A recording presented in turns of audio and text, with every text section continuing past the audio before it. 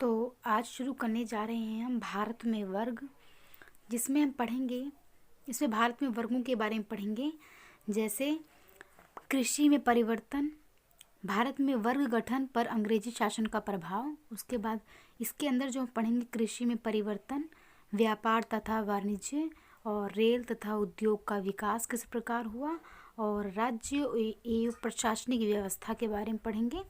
उसके बाद पढ़ेंगे सामाजिक वर्गों की असमान वृद्धि के बारे में। ग्रामीण भारत में सामाजिक वर्ग के बारे में पढ़ेंगे कि ग्रामीण भारत में सामाजिक वर्ग किस प्रकार हैं। उसमें हम पढ़ेंगे भूपति के बारे में और कृषक स्वामी के बारे में, खातेदार, खेतीहर मजदूर और कारीगर के बारे में पढ़ेंगे। उसके बाद हम पढ़ेंगे शहरी भारत में सामाजिक वर्ग। अब शहरी में पढ़ेंगे, इसमें क्या क्या पढ़ेंगे हम, वाणिज्य के प्रौद्योगिकी वर्ग के बारे में पढ़ेंगे और कॉरपोरेट क्षेत्र के बारे में पढ़ेंगे। व्यावसायिक वर्ग, लघु व्यापारी, दुकानदार तथा असंगठित मजदूर के बारे में पढ़ेंगे और श्रमिक के बारे में पढ़ेंगे। उसके बाद ये चैप्टर हमारा कंप्लीट हो जाएगा। तो हम शुरू करते हैं भारत में सामाजिक वर्ग के बारे में हम पहले शुरू करते हैं। भारत में सामाजिक वर्ग को एक ऐसे सामाजिक समूह के रूप में परिभाषित किया गया है।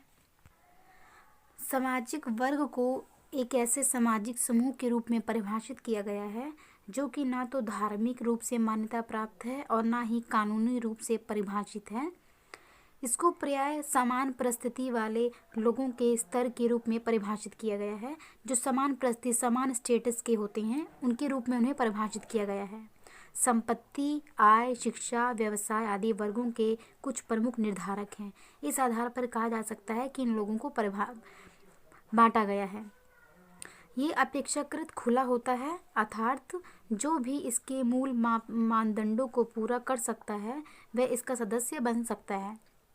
तो इसका अर्थ यही हुआ कि जो संपत्ति में अच्छा हो, सैलरी में अच्छा हो, शिक्षा में अच्छा हो, व्यवसाय करता हो, तो कहीं ना कहीं जो इन सब मापदंडों को पूरा कर लेता है, कहीं ना कहीं वह इसका सदस्य बन जाता है। समाज में अनेक वर्ग होते हैं। ये वर्ग संपत्ति व आय के अनुसार पदक्रमित होते हैं। मतलब संपत्ति और सैलरी के अकॉर्डिंग, आय के अनुसार ही ये पद जाने जाते हैं, किस पद पर बिलोंग करते हैं ये। संपत्ति व आय के अंतर की बात की जाए तो विभिन्न जीवन शैलियों तथा खपत विन्यास में अभिव्यक्त होते हैं। सामाजिक वर्ग औद्योगिक समाजों में चारित्रिक लक्षण हैं। उदाहरण के लिए पूंजीवादी समाज में सामान्यतः अनेक अन्य वर्गों के अतिरिक्त पूंजीवादी वर्ग तथा श्रमिक वर्ग होते हैं। तो अगर आप बात की जाए तो पूंजीपति वर्ग भी मिलेंगे और श्रमिक मजदूर वर्ग भी मिलेंगे। जैसा कि आज देखा जाता है कि भारत में इन सामाजिक वर्गों का उद्भव अंग्रेजी शासन के दौरान हुआ। जब अंग्रेजी शासन था तभी ये वर्ग उभर आए थे। अमीर और गरीब कह सकते हैं। इसका तात्पर्य ये नहीं है कि अंग्रेजों के पूर्व भारतीय समाज में वर्ग प्रगठन विद्यमान नहीं था। मतलब अंग्रेजों से पहले भी वर्ग बटे हुए थे, लेकिन ऐसा वही चीज़ में कह रहे हैं कि ऐसा नहीं है कि भारतीय समाज में वर्ग प्रगठन मतलब पहले विद्यमान नहीं था, पहले भी था जब अंग्रेज लोग नहीं थे। उस समय भारतीय समाज में वर्ग आयाम औपनिवेशिक काल की तुलना में कम परिलक्षित था। इसके पीछे अनेक कारणों में से एक भारतीय समाज के मुख्य अंग ग्रामीण समुदाय की तथाकथित आत्मनिर्भरता थी। अर्थात ग्रामीण समुदाय वही उत्पादित करता था, वही चीज़ें फसल में बात की जाए, किसी भी चीज़ में बात की जाए, उसी चीज़ों को वो उत्पादन करता था जो गांव की खपत के लिए आवश्यक था, जो गांव के लोगों के लिए पर्याप्त होता था। अंततः गांव में बहुत थोड़ा अतिरिक्त उत्पादन होता था। गांव में बहुत थोड़ा ही उत्पादन होता था, सिर्फ काम चलाने के लिए, जितना काम चल जाता था। इसलिए वहाँ की जनसंख्या में बहुत थोड़ा विभेदीकरण था, इतना ज़्यादा विभेदीकरण नहीं था। बहुत स्पष्ट वर्ग आयाम होने पर भी जाति के कारण उनका महत्व नहीं था। वस्तुतः शासक व प्रजा के मध्य बात की जाए तो राजा और प्रजा के बीच अंतःक्रिया की प्रकृति के क्षेत्र में वर्ग आयाम बहुत स्पष्ट दिखाई देता था। राजा और उसके दरबारियों का वर्ग प्रजा के वर्ग में बहुत भिन्न था। मतलब जो राजा के दरबारी होते थे, राजा का डायरेक्ट प्रजा से संपन्न नहीं, वो नहीं होता था, बल्कि दरबारियों के द्वारा ही राजा उनसे पहले जो निम्न वर्ग के लोग हैं वो पहले दरबारी से मिलते थे, फिर कहीं जाके वो राजा से मिल पाते थे। तो वही बात की गई है कि राजा और उसके दरबारियों का वर्ग प्रजा के वर्ग में बहुत भिन्न था, बहुत अलग था। दरबारियों में जमींदार आते थे, जागीरदार आते थे, व कई अन्य शामिल थे। दरबारियों में राजा के साथ साथ ये लोग अपने क्षेत्र के ग्रामीण समुदाय से राजा के साथ कई लोग शामिल थे। राजा के साथ साथ ये लोग अपने क्षेत्र के ग्रामीण समुदाय से एकीकृत राजस्व से जीवन व्यतीत करते थे। मतलब कहीं ना कहीं ग्रामीण लोगों से कहीं ना कहीं एक कर इकट्ठा करते थे और उसी से ही ये लोग अपना जीवन व्यतीत करते थे। इन वर्गों के अतिरिक्त अनेक पदों वाले प्रशासकीय अधिकारियों, व्यापारियों, दस्तकारों जैसे अनेक प्रकार के विशेषज्ञ वर्ग थे। तो कह सकते हैं काफ़ी मात्रा में जो विशेषज्ञ थे किसी वर्ग में, कह सकते हैं किसी काम में बहुत ज़्यादा अच्छा होना, तो विशेषज्ञ तो कोई ना कोई, चाहे व्यापारी हो, चाहे दस्तकार हो, चाहे अधिकारी हों, ये कहीं ना कहीं अनेक पदों पर प्रशासकीय तौर पर ये विशेषज्ञ होते थे। भारतीय इतिहास में औपनिवेशिक शासन एक महत्वपूर्ण मोड़ सिद्ध हुआ। इसने कुछ नए तत्वों को जोड़ा जिसके फलस्वरूप भारतीय समाज में कुछ क्रांतिकारी परिवर्तन हुए। आइए अब भारत में वर्ग गठन पर अंग्रेजी शासन के प्रभाव को देखा जाए। तो अंग्रेजी शासन के बारे में अब जानते हैं कि उनका प्रभाव किस प्रकार था। भारत में वर्ग गठन पर अंग्रेजी शासन का प्रभाव। भारत में अंग्रेजी शासन का प्रभाव भारतीय समाज में बहुत दूरगामी परिवर्तन लाया। मतलब कह सकते काफ़ी परिवर्तन लाया अंग्रेजी शासन भारत पर। इन परिवर्तनों में कुछ की चर्चा निम्न भागों में की गई है, तो हम चर्चा करते हैं जो परिवर्तन आए। कृषि में परिवर्तन आया। तो कृषि में परिवर्तन आया। भारत में नए सामाजिक वर्गों का उदय यहाँ की आर्थिक संरचना में अंग्रेजों द्वारा लाए गए दूरगामी परिवर्तनों का परिणाम थी। अंग्रेजी प्रशासन ने प्रचलित भूमि व्यवस्था में क्रांतिकारी परिवर्तन किया। जो भूमि व्यवस्था थी कहीं न कहीं उसमें काफ़ी परिवर्तन किया। इसने गांव की भूमि पर ग्रामीण समुदाय के पारंपरिक अधिकारों को समाप्त कर दिया। तो कह सकते हैं गांव की जो भूमि थी कहीं न कहीं उस पर जो पारंपरिक अधिकार था ग्रामीण लोगों का, वो कहीं न कहीं समाप्त कर दिया। गांव की भूमि पर ग्रामीण समुदाय के पारंपरिक अधिकारों को समाप्त कर दिया। इसके स्थान पर इसने 18वीं शताब्दी में स्थायी बंदोबस्त, 18वीं शताब्दी में स्थायी बंदोबस्त, रैयतबारी बंदोबस्त तथा महलबारी बंदोबस्त जैसे कई भूमि सुधारों को लागू करके भूमि पर व्यक्तिगत स्वामित्व के अधिकार सर्जित कर दिए कि अब लोगों का व्यक्तिगत अधिकार कर दिया वहाँ पे। इस कारण भूमि निजी संपत्ति बन गई और भूमि जो है वो निजी संपत्ति बन गई, वह बाजार की एक वस्तु बन गई, क्योंकि अब इन्हें बाजार में भी कहीं ना कहीं बेचा जाने लगा। मतलब इसका मतलब बाजार में बेचे जाने का अर्थ ये है कि कहीं ना कहीं अब इसको कोई भी बेच सकता था। अपनी भूमि को जिस प्रकार बाजार में कोई सामान बेच सकते हैं, तो उसी प्रकार अब लोग अपनी भूमि को भी बेच सकते थे, किसी को भी बेच सकते थे, व्यक्तिगत हो गया था भूमि। इसे खरीदा, बेचा व गिरवी रखा जा सकता था। तो अब इसे भूमि को खरीदा भी जा सकता था, बेचा भी जा सकता था और गिरवी भी रख दिया जा सकता था। जब तक गांव में भूमि का स्वामित्व विद्यमान रहा, मतलब भूमि कह सकते हैं भूमि का जो अधिकार था वो विद्यमान रहा, मूल्यांकन की इकाई गांव था। नई भूमि राजस्व व्यवस्था ने गांव का एक इकाई के रूप में अस्तित्व समाप्त कर दिया। इसने राजस्व भुगतान तथा व्यक्तिगत भूमि मूल्यांकन की व्यवस्था प्रारंभ की। इसके साथ ही भूमि राजस्व तय करने तथा इसके भुगतान की नई पद्धति प्रारंभ की। इसके पहले वर्ष के वास्तविक उत्पादन के एक निश्चित अनुपात के रूप में राजस्व तय किया गया था। इसके स्थान पर निश्चित धन भुगतान की व्यवस्था लागू की गई जो फसल पर आधारित नहीं थी। इस व्यवस्था में भूपति, जो भूमि के स्वामी होते थे, भूपति भूपति या कृषक इस मांग को मानने के लिए बाध्य थे। इसके अतिरिक्त राजस्व के नगद जो कर होता था, नगद भुगतान के कारण अनाज के स्थान पर वह फसलें उगाई जाने लगी जो नगद मुद्रा अधिक लाती थी। जो कह सकते हैं फसलें महंगी होती थी, जो बहुत कीमती होती थी, तो उनको लाया गया, उन फसलों को उगाया गया जो कि नगद मुद्रा अधिक लाती थी।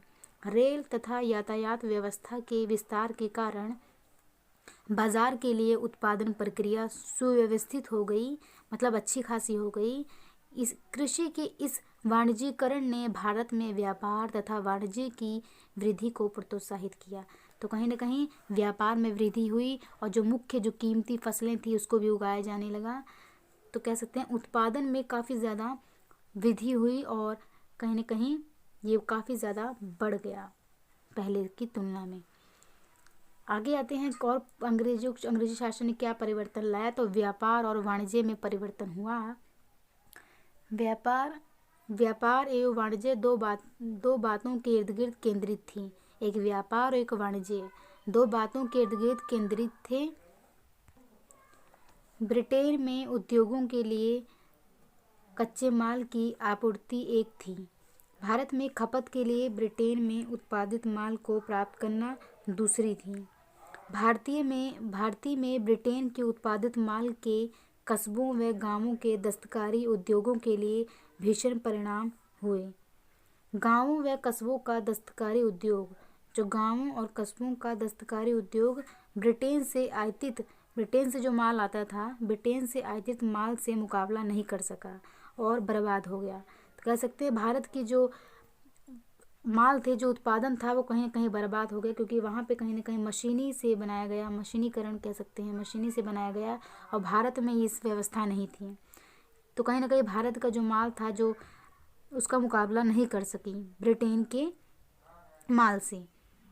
इस समय पर्याप्त औद्योगिक विकास की कमी थी। इसका परिणाम ये हुआ कि उभरते उद्योग स्थापित जनसंख्या को सहारा न दे सके, जिस कारण यह जनसंख्या उस कृषि पर बोझ बन गई और भारी संख्या में जो लोग थे वो कृषि का कार्य करने लगे, अब जो कि पहले से ही एक जगह पर आकर ठहर गई थी।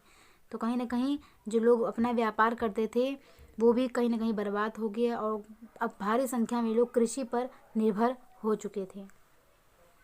आगे बढ़ते हैं, रेल व उद्योग के विकास के बारे में जानते हैं। व्यापार व वाणिज्य की वृद्धि के साथ साथ भारत में यातायात व्यवस्था का तेजी से विकास हुआ और यातायात की व्यवस्था का तेजी से विकास हुआ। 19वीं शताब्दी के मध्य से रेल का विस्तार बहुत बड़े पैमाने पर हुआ। कब? 19वीं शताब्दी में रेल का विकास बहुत बड़े पैमाने पर हुआ। ब्रिटेन में उद्योगों के कच्चे माल की मांग को पूरा करने के दृष्टिकोण से ये सब विकास किया गया। रेल व सड़क निर्माण ने भारत में अंग्रेजी पूंजी के निवेश का मार्ग भी प्रशस्त किया। अब इन रेल और सड़क का जो निर्माण हुआ तो कहीं ना कहीं जो अंग्रेजी पूंजी थी उसका भी निवेश हुआ भारत में। इस कारण सेना का आवागमन भी बेहतर हुआ तथा कानून की व्यवस्था बेहतर हुई। प्रारंभ में अंग्रेज पूंजी का निवेश चाय व नील के बागानों, कपास, जूट व खनन उद्योगों के क्षेत्र में होना संभव हुआ। ये भारत में औद्योगिकरण की प्रक्रिया का आरंभ था। उस समय तक भारतीय व्यापारियों व वाणिकों के पास काफ़ी बचत संचित हो गई थी, मतलब काफ़ी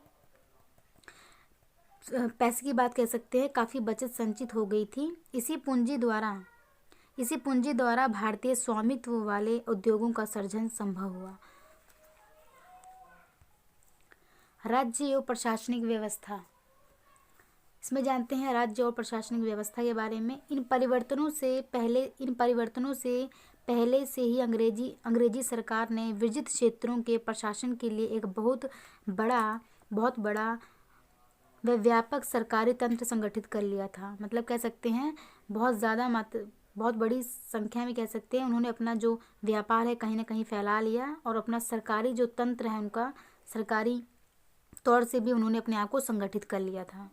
इस प्रशासन तंत्र को चलाने के लिए शिक्षित व्यक्तियों की बड़ी संख्या में आवश्यकता थी। ये जो प्रशासन तंत्र था इनमें चलाने के लिए जो पढ़े लिखे लोग थे उनकी ज़रूरत पड़ी और बड़ी संख्या में उनकी ज़रूरत पड़ी।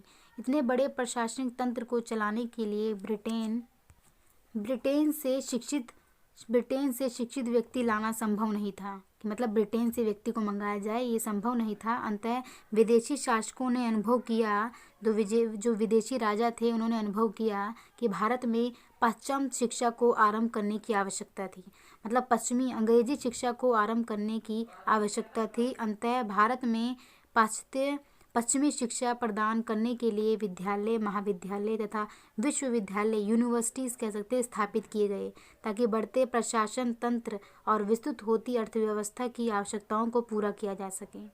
भारत में अंग्रेजी शासन के प्रभाव के फलस्वरूप भारतीय समाज में सामाजिक वर्गों की असमान वृद्धि हुई। अगले भाग में असमान वृद्धि की चर्चा करेंगे। तो इसमें बस यही था कि उन्होंने अपना शासन प्रशासन एकदम स्थापित कर दे यहाँ पे, तो उन्हें अब पढ़े लिखे लोगों की ज़रूरत पड़ी और ज़रूरत उन्हें पड़ी तो उन्होंने ब्रिटेन से ना मंगाकर यहीं पे ही अंग्रेजी व्यवस्था को शुरू कर दिया कि यहीं स्कूल्स खोल दिए गए, विद्यालय खोल दिए गए ताकि यहीं से ही उन व्यापारी कह सकते हैं उन लोगों को लिया जाए, पढ़े लिखे लोगों को लिया जाए। तो इस प्रकार ये तो ऐसा करते हैं। तो सामाजिक वर्गों की असमान वृद्धि के बारे में जानते हैं। नए सामाजिक वर्गों के उदय की प्रक्रिया असमान थी। जब नया सामाजिक वर्ग उठा कह सकते हैं, जो पढ़े लिखे लोग कह सकते हैं, नए सामाजिक वर्गों के उदय की प्रक्रिया जो थी असमान थी, मतलब समान रूप से नहीं थी, असमान थी। ये देश के विभिन्न भागों तथा अनेक समुदायों में समान रूप से विकसित नहीं हुई। अनेक समुदाय कह सकते हैं अनेक भागों में समान रूप से विकसित नहीं हुई, अलग अलग तरह से हुई। अंग्रेजी शासन काल में विकसित सामाजिक शक्तियाँ, जो अंग्रेजी शासन काल में जो सामाजिक शक्तियाँ उभरी, विकसित सामाजिक शक्तियों का विस्तार समय व गति की दृष्टि से असमान था और यही सामाजिक वर्गों के असमान वृद्धि का कारण था। इन शक्तियों का विस्तार भारत में राजनीतिक शक्ति के विकास पर निर्भर था। उदाहरण के लिए सर्वप्रथम बंगाल में जमींदार व खातेदार के दो वर्ग विकसित हुए। कौन से दो वर्ग? खातेदार और जमींदार के दो वर्ग विकसित हुए। कहाँ पे? बंगाल में सर्वप्रथम। बंगाल व बम्बई में प्रथम औद्योगिक उद्यम प्रारंभ हुआ। बंगाल में और बम्बई में पहला औद्योगिक उद्यम प्रारंभ हुए। इसके फलस्वरूप इस क्षेत्र में उद्योगपतियों व श्रमिकों का वर्ग उभरा।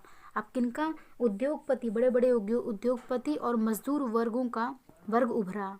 यही कारण था कि अंग्रेजों ने सर्वप्रथम बंगाल व बम्बई में जटिल प्रशासन तंत्र स्थापित किया तथा आधुनिक शिक्षा प्रारंभ की। और कहीं न कहीं उन्होंने आधुनिक शिक्षा प्रारंभ की, कह सकते हैं अंग्रेजी शिक्षा जिसे कह सकते हैं, उसको शुरू किया और अपने जो शासन है उनका और भी ज़्यादा मजबूत कर लिया, जटिल प्रशासन स्थापित किया। विभिन्न समुदायों में भी नए सामाजिक वर्गों के विकास की प्रक्रिया असमान थी।